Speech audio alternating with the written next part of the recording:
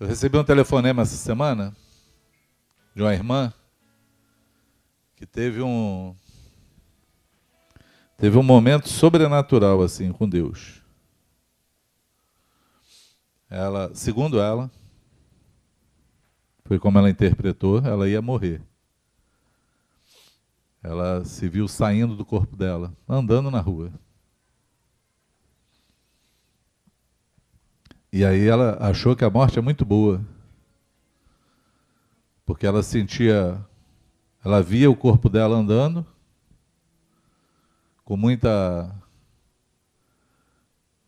num lugar assim muito ruim, como se fosse pesado, contaminado, lugar de dor, e se sentia num lugar conectado ao mundo, onde ela pudesse ir em qualquer lugar, sem nada, sem dor, com alegria no coração, com amor. Ela é como se ela tivesse conectado aos céus. E a conclusão dela foi: morrer é muito bom. Eu vi que a morte é muito boa. É o que ela acreditou, né? Ela acreditou que ia morrer. Eu tenho uma outra interpretação para esse sobrenatural. Às vezes, nós nos pegamos com muitas lutas sobre a terra. E Deus, de alguma forma, Ele tem uma maneira de falar para a gente assim: olha, vai valer a pena. Porque Paulo fala que as nossas momentâneas tribulações sobre essa terra não se compara ao gozo do porvir, de maneira nenhuma. Vale a pena. Vale a pena ser fiel. Vale a pena andar com o Senhor. Vale a pena passar pela tempestade. Porque na hora que nós desconectarmos daqui, pode ser tormento eterno, como pode ser gozo eterno. Mas tudo define aqui. Deus tem uma maneira de refrigerar a nossa alma, não tem? Sim ou não? Mas aí no meio dessa conversa telefônica, uma coisa me deixou espantado.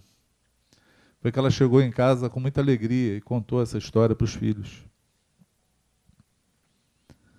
E os filhos entenderam assim um momento, acharam graça, mas poxa,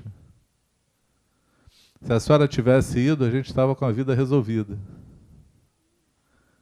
Brincaram, fizeram chacota, porém estão desviados. E eu perguntei assim, mas não teve nem temor no coração deles? Eles sabem que do jeito que estão, se o Senhor voltar hoje, eles estão fritos. Pensa numa coisa que aperta o coração.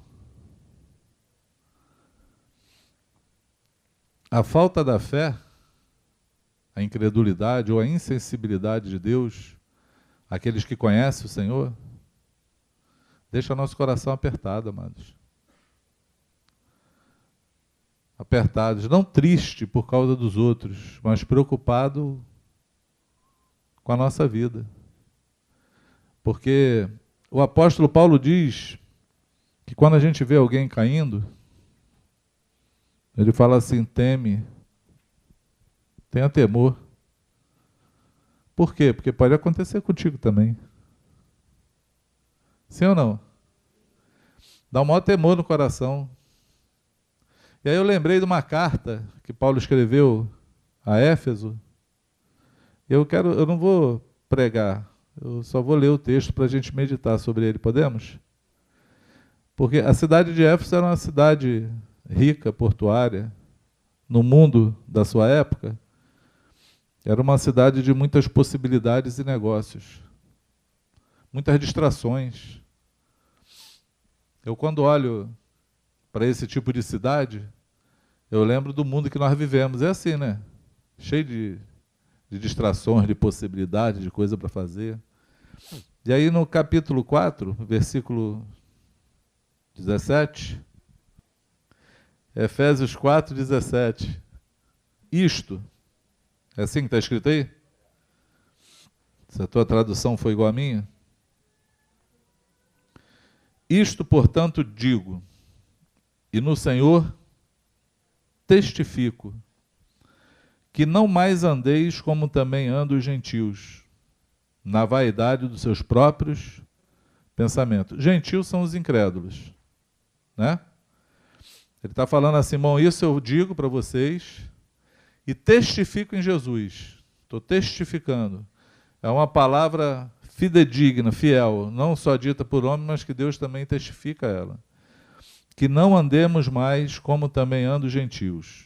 Como? Na vaidade dos seus próprios pensamentos. Eu leio isso pensando, né? A gente já começa a ler a Bíblia já questionando a gente. Se você começar a se questionar, né? Como é que eu tenho vivido? Segundo a vaidade do meu pensamento ou segundo aquilo que Deus me manda fazer? Porque faz uma diferença, não faz? Sim ou não? O meu pensamento ou o pensamento de Deus? Aquilo que está estabelecido por Ele, na palavra dEle.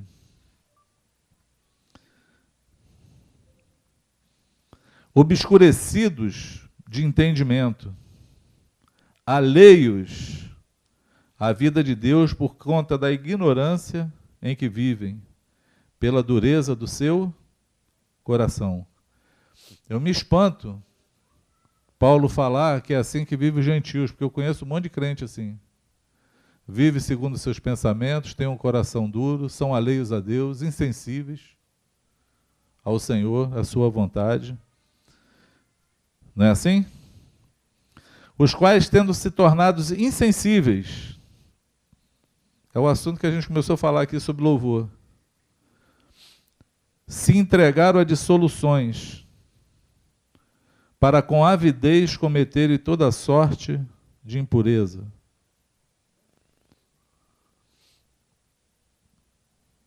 Existe crente impuro, amados? Sim ou não? Aí Paulo diz assim, mas não foi assim que aprendestes a Cristo. Não foi assim que vocês aprenderam a Cristo. Se é que de fato o tendes ouvido e nele foste instruídos, segundo é a verdade em Jesus. No sentido de quanto ao trato passado, vos despojeis do velho homem que se corrompe segundo as concupiscências do engano. Ele está falando assim, se despe, tira o velho homem da tua vida, joga o velho homem fora. Coisas que é difícil de ouvir hoje, né? Acho que uma hora a gente vai ter que... Eu acho que a hora é essa, né? Estou falando. A gente, quando encontra Jesus, a gente tem que se despindo do velho homem. As coisas que eram antigas na nossa vida, elas têm que ir morrendo. E aí não é só pecado. São procedimentos, pensamentos, vaidades, desejos. Né? Você tem convivido com o velho homem, com o novo homem?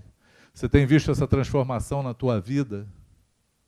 Você tem olhado para você e tem se descoberto uma pessoa nova hoje ou apenas uma pessoa com conhecimento de Deus?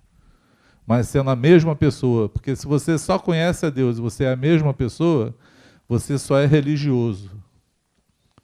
Por quê? Porque a palavra ela não tem transformado a tua vida para se parecer com Jesus, para se parecer com aquilo que Deus quer que você seja.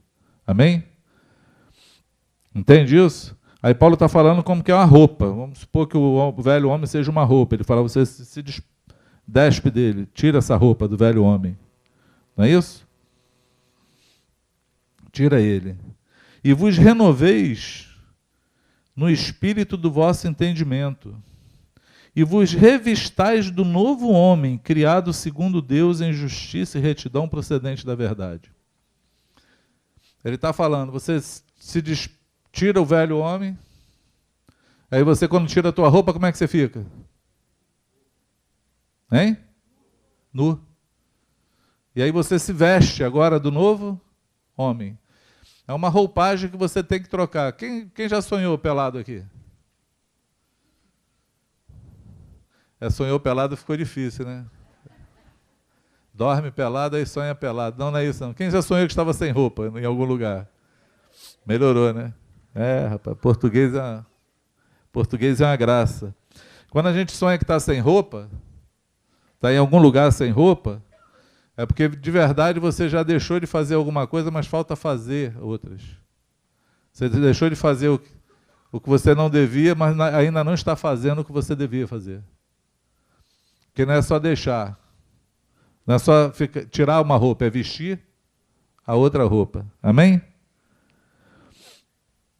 Por isso, aí Paulo está dando uma dica para a gente. Só uma dica. Ele está dando uma colinha para a gente saber como é que é isso. Ele fala assim: deixando a mentira, fale cada um a verdade com o seu próximo.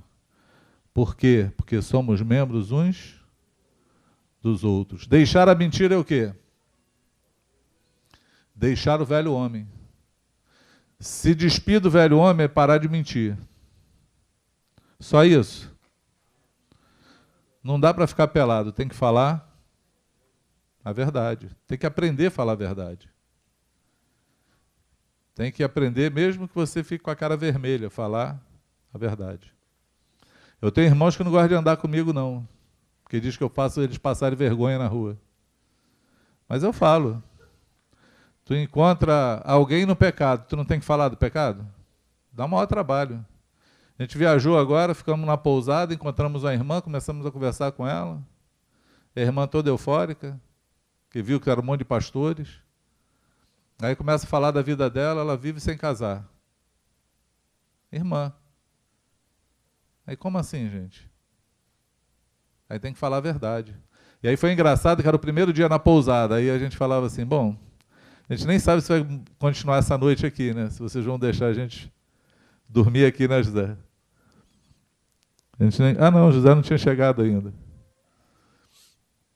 A gente falava assim, bom, olha, deixa eu falar com cuidado para você não expulsar a gente daqui. Mas isso aí é pecado. Isso aí está errado. Deus condena isso.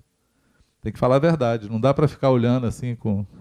Mas tem outras verdades que a gente fala também, né? Por exemplo, irmão, você está com mau hálito. Não é verdade? Se você tem vergonha de falar que alguém está com mau hálito, já mostra que você não entende ainda o que é o amor. Porque o amor não se importa consigo mesmo, se importa com o outro, né? E aí a soberba também é um mau hálito, não é? O orgulho é um mau hálito. É ou não é? Porque soberba e orgulho é aquilo que ninguém vê. Só quem vê é quem recebe. É igual caroço de feijão no dente, você não vê de jeito nenhum, só o outro que vê. Geralmente tu conversa com alguém soberbo, ele fala, mas eu não me acho soberbo, é novidade. Então não falou novidade nenhuma, isso aí eu já sei que você não sabe, que você não vê, mas eu estou vendo, e aí eu tenho que te falar isso. Se humilha, sai desse lugar. Não é assim? Eu estava no restaurante um dia, o cara estava servindo a gente, era o filho da dona do restaurante. Era uma pensão, né? Um fedor embaixo do braço, Zé. Nossa. Que desodorante você usa, filho? Branca de Neve. Então tem um anão morto aí embaixo. Cuidado. Morreu o anãozinho aí, você não viu. E aí eu não sinto cheiro, né? Meu irmão que estava comigo falou assim, nossa, mas esse cara está fedendo embaixo do braço dele. Eu falei, sério? Sério? Pô, então vamos falar com ele, vamos ajudar ele. Aí, não, cara, tu tá maluco, não fala não. Falei, brother, tem que amar o cara, mas eu não amo ele tanto assim não.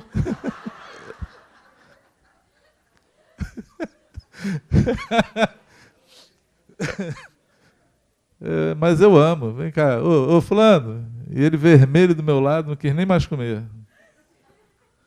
Falei, filhão, dá uma lavada aí no sovaco, bota um desodorante, que tá brabo o negócio.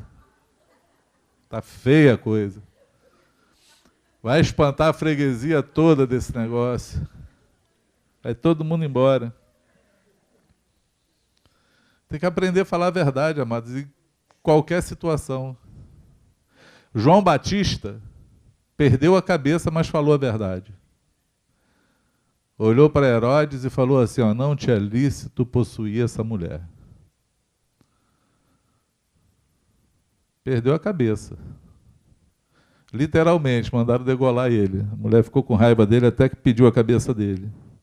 Mas ele falou a verdade, livre eu estou desse sangue. Amém? Porque quando nós não falamos, nós ficamos com as mãos sujas de sangue, nós estamos cúmplices daquele pecado. E aí falar a verdade importa, você cooperar com a pessoa em amor, até que ela possa se parecer com Jesus. Amém? Vão te chamar de chato, a gente erra, no começo está todo mundo muito eufórico, né? A gente vai errar pra caramba. Vai falar, mas não se preocupa com isso não, porque tudo que a gente erra, a gente conserta, pede perdão. O bom de viver no reino é isso. Porque todo mundo tem que perdoar um ao outro, não é assim? E aí quando a gente erra, a gente tem capacidade de vir aqui pedir perdão, como o Neto fez hoje aqui. Chegou aqui e pediu perdão dos erros dele, eu só não ouvi ninguém falar que ele estava perdoado, eu esqueci disso. Perdoado, amado, em nome de Jesus. É assim. A vida é assim. Nós somos suscetíveis a erro, mas nós somos responsáveis uns pelos outros. Amém? Por quê? Porque nós somos membros uns dos outros. Nós somos membros. Você tem um membro do teu corpo que está feio, tu deixa ele assim mesmo? Não deixa, né? Pisou no vidro, como o pessoal fala, isso é mentira, né? Pisou lá na caquinha do cachorro lá, tu deixa o pé lá desse jeito? Ah, problema dele, sai com o pé sujo pela rua? Não, tu vai lá cuidar do pé, não é assim? Assim também é com os irmãos. Na hora que faz besteira, a gente vai lá e cuida deles. Amém? Consegue entender isso? É um dever. Não é uma maneira de viver, não é uma moda nossa, é um dever bíblico, é o contexto do amor. Amém? E aí, se você tem recorrentes sonhos aí que você anda pela rua sem roupa, pode ter certeza que você ainda não se vestiu de Jesus. Está meio pelado pelo caminho aí. Não é assim? Então, por isso, eu falei que não ia pregar, só ia ler o texto.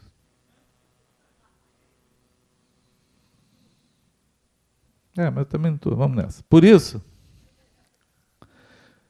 deixando a mentira, fale cada um a verdade com o seu próximo, porque somos membros uns dos outros. Irai-vos, e não pequeis. Não se ponha o sol sobre a vossa ira, nem deis lugar ao diabo. Pensa num negócio difícil. Como é que é isso? Ira não é pecado? Como é que ira não peca, amado? Esses apóstolos complicam a nossa vida, né? Ira é pecado. Aí ele fala, irai-vos e não... Como é que é isso, gente? Não é? Troço difícil, né? Irai-vos e não pequeis. Ira é um sentimento. Quem controla a ira? Quem consegue aí controlar a ira? Eu vou ficar irado? Não vou. Ai, que amor, que paixão. Senhor, não deixa eu mirar. Ai, graça, estou amando, meu irmão. É assim? Ira é um sentimento. Você não está livre dele. Quem é que está livre de sentimento de ira? Ninguém. Mas tem como proceder com ele. Paulo está falando. Irai-vos e não pequeis. Não se ponha o sol sobre a vossa ira. Sentiu, se perdeu, falou que não devia, agiu de forma que não devia, não deixa para amanhã a restauração. Ele está falando, não deixa o sol se pôr sobre a sua ira. Resolve hoje ainda. Se arrepende hoje ainda. Pede perdão hoje ainda, porque a ira é assim, a ira é algo explosivo, que você não controla.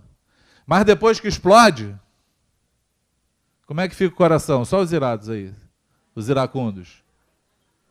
Se entristece. Eu tenho certeza. O Espírito Santo comunica. É aquele negócio que tu faz e fala, pisei na caquinha, não foi no vidro não. Deu ruim. E aí, meu amado, resolve no mesmo dia. Por quê? Esse exercício de humilhação, esse exercício de pedir perdão, esse exercício de ter que fazer o caminho de volta, vai te ajudando a se controlar e pensar 2 vezes antes de explodir. Amém? E aí Paulo fala, não deixe o sol se pôr sobre a vossa ira, e não dê lugar ao diabo, porque é nessa explosão que o diabo entra.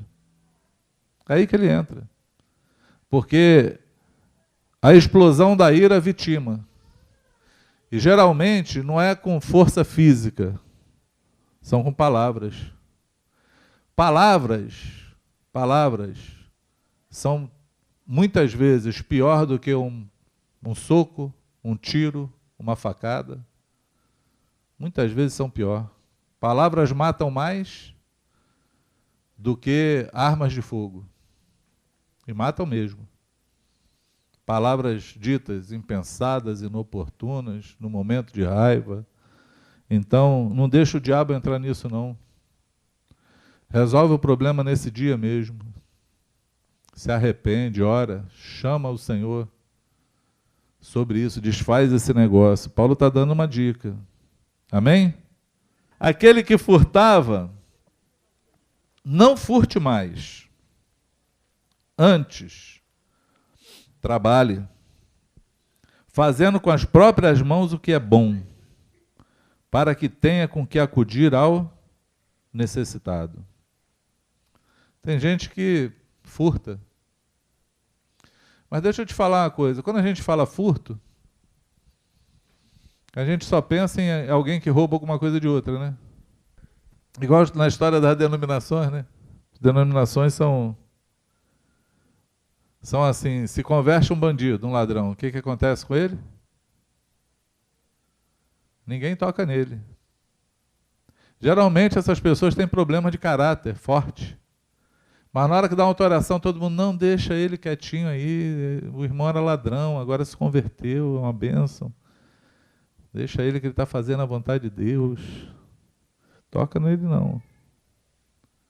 E aí ele fica lá, vagabundeando na vida, sendo ajudado pelos irmãos. Mas não é isso que Paulo fala, não. Ele fala que a conversão dele é trabalhar, fazer os bens com a própria mão e ter que acudir o necessitado. Mas a gente só furta dinheiro? Objetos? Hein? Jeremias 23, se eu não me engano, ou 24, 25, está aí na circunvizinhança. Deus está falando daqueles que ele é contra. Ele diz, eu sou contra todo profeta que diz que eu falei sem eu ter dito. Eu sou contra todo aquele que diz, sonhei, quando não sonhou nada. Parece que é incrível isso aí, né? Eu, quando li isso a primeira vez, eu fiquei... Será que alguém conta sonho que não sonhou, gente? Essa turma deve ser doida, esquizofrênica, né? Eu pensava assim, mas um dia, eu estou pastoreando um assunto e uma irmã começa a falar um sonho, que ela viu o marido dela numa situação assim, assado, e o sonho dela dava todo a entender que o marido dela estava em adultério. E aí, na hora, eu estou ouvindo ela assim, e esse texto surgiu no meu coração com muita força. E eu falei, não é possível, será que é o Espírito Santo me ajudando? E aí fiquei naquele temeroso, fala, não fala, aí eu não aguentei. Amada, deixa eu fazer uma pergunta em nome de Jesus, tu sonhou mesmo isso? Porque eu sou o José, né? Todo mundo tem um sonho e me conta, né? Google do sonho. Tive um sonho contigo. Tem gente que entra na fila com 5, 6 sonhos. Eu, Jesus, me dá graça. Mas eu olhei para a irmã e falei assim: amada, tu sonhou mesmo? Tem certeza? Aí ela pegou assim no contrapé, ela não imaginou ter essa pergunta assim, ficou meio assim. Falei: eu posso ler um texto para você? Abri Jeremias. Eis que eu sou contra todos aqueles que diz sonhei, sonhei, quando não sonhou nada. Você está arrumando um problema com Deus se você não sonhou. Porque Ele é contra você. O que foi, amada? Não, eu estou desconfiada dele. Aí eu falei que sonhei para ver se ele falava alguma coisa.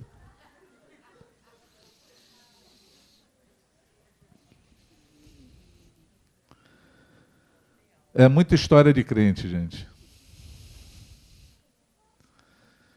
É muita história de crente. Mas tem gente que sonha. Mas também Jeremias fala que ele é contra, Deus falando: eis que eu sou contra todo aquele que furta a palavra a seu irmão. Também é um furto. Nós somos dispenseiros de Deus. Ele coloca em nós o pensamento dele. Porque a palavra de Deus é o pensamento de Deus. Se você se imbui em conhecê-lo, você vai conhecendo o pensamento de Deus que está através da palavra. E muitas vezes nós furtamos a palavra uns aos outros, onde nós estamos, furtamos.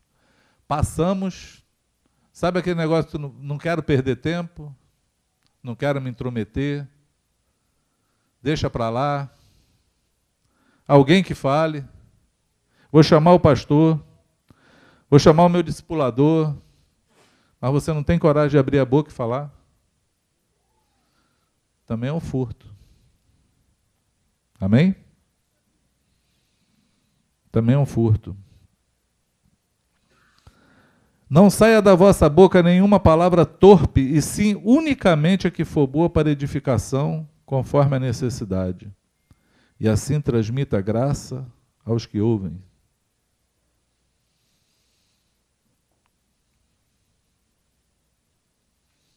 Tem uma coisa que mais me preocupa, vamos dizer assim, quando a gente fala de discípulo de Jesus, é a questão da palavra torpe. Jesus fala, não, Tiago fala que, Jesus também falou a mesma coisa, que numa fonte não pode jorrar água amarga e água doce ao mesmo tempo. Ou a fonte é boa ou a fonte é má. Ou boa ou má. Vocês conhecem crente que xinga palavrão? Conhece? Talvez você seja um que está me ouvindo. Que nas horas de ira, de raiva, nas horas que está só com as pessoas mais próximas, né? Com a mulher, com o filho, com os amigos mais íntimos, abre a boca e solta o verbo. Com todas as letras. Sem nenhum temor. E eu sei disso porque ninguém xingou mais palavrão que eu na vida. Quando eu me converti, foi uma luta parar de xingar palavrão. Os irmãos toda hora ganhavam o cascudo de alguém. Era palavrão e aquelas piadas que não edificam ninguém.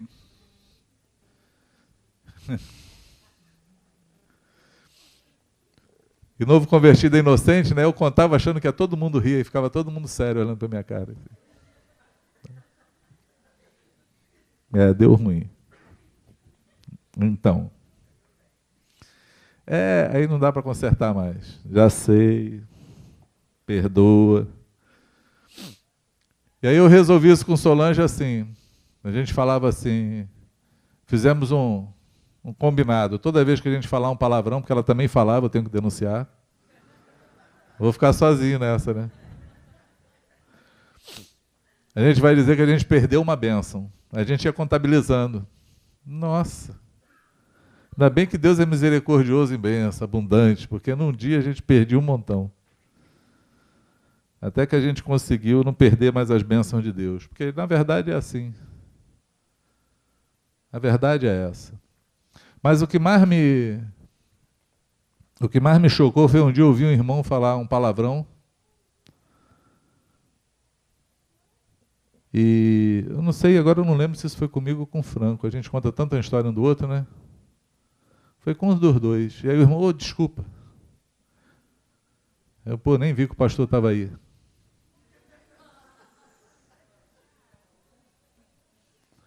Pensa na cara de pau.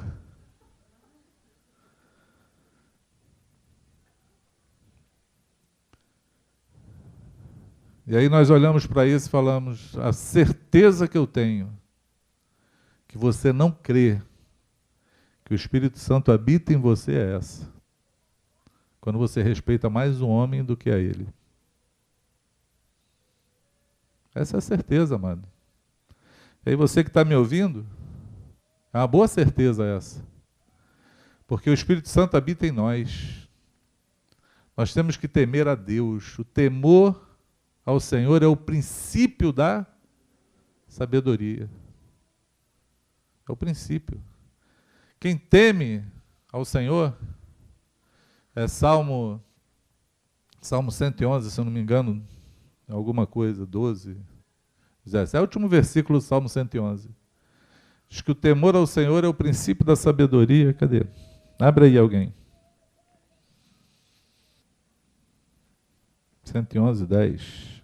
O temor ao Senhor, do Senhor é o princípio da sabedoria, revela prudência todos o que o praticam. O seu louvor permanece para sempre. Amém? Quer ser prudente, ter sabedoria, tema ao Senhor. Mas é engraçado quando você vê alguém temendo a homens e não a Deus. Não é engraçado? É engraçado. Então não saia da vossa boca nenhuma palavra. Quem está lendo aí comigo? Nenhuma palavra torpe, sim unicamente a que for boa para edificação, conforme a necessidade, e assim transmita a graça aos que ouvem. E não entristeçais o Espírito de Deus, no qual fostes selados para o dia da redenção. Por quê? Porque aquilo que sai da nossa boca pode alegrar ou entristecer o Espírito Santo. Ele pode ser apagado de nós. Sabia que a insensibilidade cristã, a nossa insensibilidade a Deus, de não poder cantar essa música que ninguém entendeu a letra que o Neto botou aqui porque não tinha legenda, né? Te bagunçaram, Neto, não botaram com legenda aí. Eu fiquei, no espanhol não sou bom, no inglês também não, no português péssimo. Mas a gente não pode falar que tem certeza que o Senhor está aqui, porque não percebe Ele contigo. Essas insensibilidades vêm por conta da nossa prática. Nós podemos sim afastar o Espírito Santo, podemos entristecê-lo, podemos extingui-lo de nós, se nós não percebermos a palavra do Senhor e vivermos de acordo com. Amém? Longe de vós toda amargura, cólera, ira, gritaria, blasfêmias, e bem assim com toda malícia. Tem alguém amargurado aí, amado? Raiz de amargura mata, sabia? Quem me falou essa semana sobre isso? Foi no grupo caseiro, a gente estava conversando. Foi você? Tinha um negócio desse, alguém que estava morrendo, né? Ah, foi teu testemunho. Problemas físicos. coluna, tudo proveniente de raiz de amargura. Hebreus, o escritor de Hebreus diz que a raiz de amargura mata. Está amargurado com alguém, resolve o problema, filho. Vai lá, anda no assunto, fala, perdoa. Amém? Libera aqueles que te ofenderam.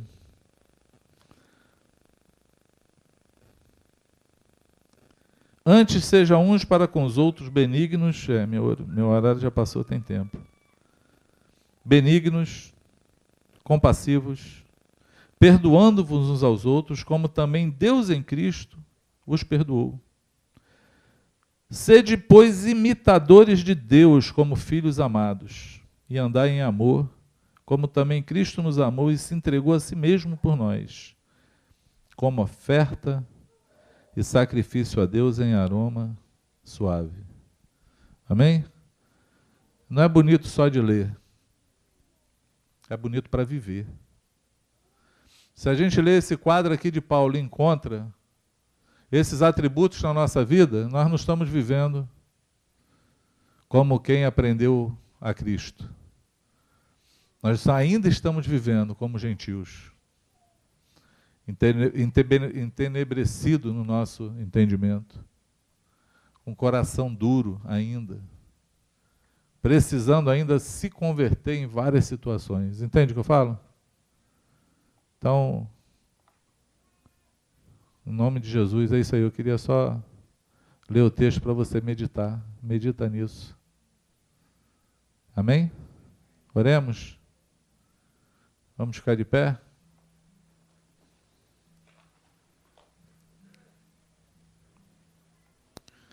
Todo problema na nossa vida vem da falta da prática. Nós temos que praticar a palavra. Quantos querem orar ao Senhor? Amém? Eu quis ler esse texto de Paulo por conta do testemunho do neto. É possível alguém olhar e achar que a jornada acabou. Mas a jornada só termina quando a gente passa a linha dela de chegada. Amém? Ela só acaba se você completar a prova. Não dá para ficar na metade da prova. Nós temos que completar a prova. Não interessa em que lugar você chegue, se é em primeiro, segundo, se é no último lugar, como eu, né? Eu fui correr uma vez no colégio, Olimpíadas. Aí meu pai foi me buscar e perguntou assim, que lugar você chegou? Aí eu cheguei em quarto. Aí ele, pô, legal, quarto lugar. Aí fomos andando. Mas acho que ele é que nem eu, né? Não fica calado, fica perguntando as coisas. Aí ele, quantos correram? 4.